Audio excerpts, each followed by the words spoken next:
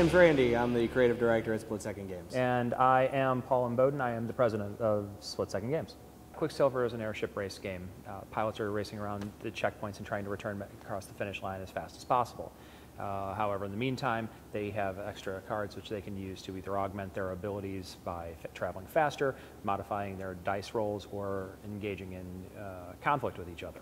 So there's a lot of variability that you have in terms of play based on how you play with the cards that you have in your hand.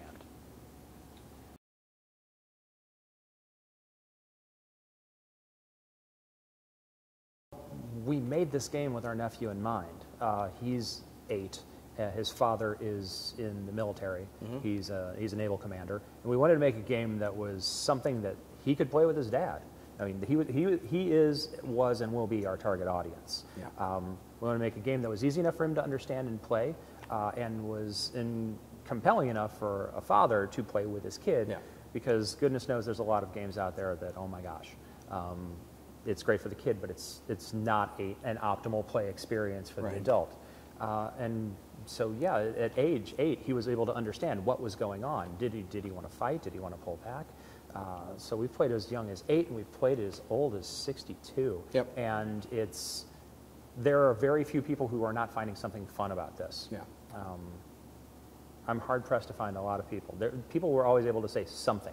Even if it was just, oh, I really love the art. I love the map. I love the queen card. Everybody has a card in this deck that they've fallen in love with. What makes Quicksilver a little different from some of the racing games that are out? I mean, Formula Day was a huge influence for us when we were creating this. There was another smaller game called Power Boats that came out. But all of these games are based on something with a friction surface, either through cars or through boats being able to maneuver on the water. It's a little harder when you've got a huge ship flying through the air, and trying to figure out the challenges that an airship-based game would take was the real fun and the real challenge of it. Yeah. We rely on players to have their momentum carry based on how fast they're going. So a lot of the challenge in the game is figuring out how far you possibly could go in a given round, how much you're willing to risk to get that to happen, and what are the consequences if you don't.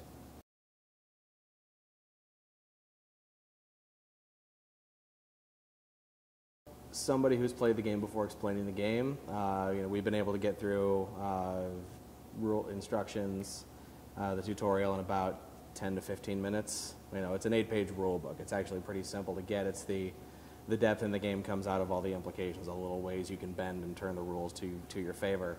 And that is entirely by design. We wanted it to be a simple set of mechanics there that lend themselves to a lot of, oh, what if I did this? Kind of decisions. And seeing how people really stack those things up has been really fascinating.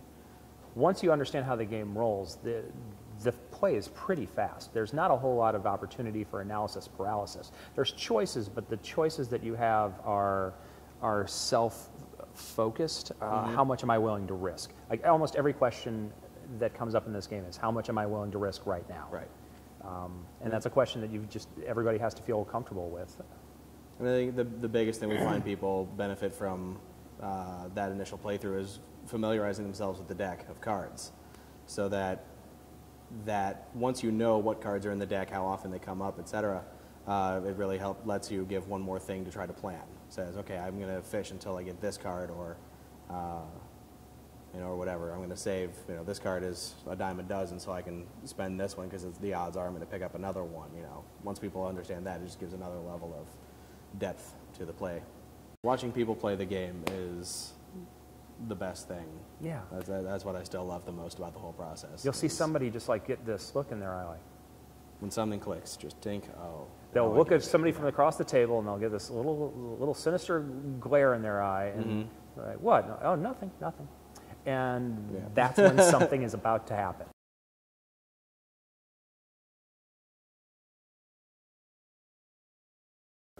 Yeah. 10 days left, and we're starting to finally get some recognition and some love, and it feels really good.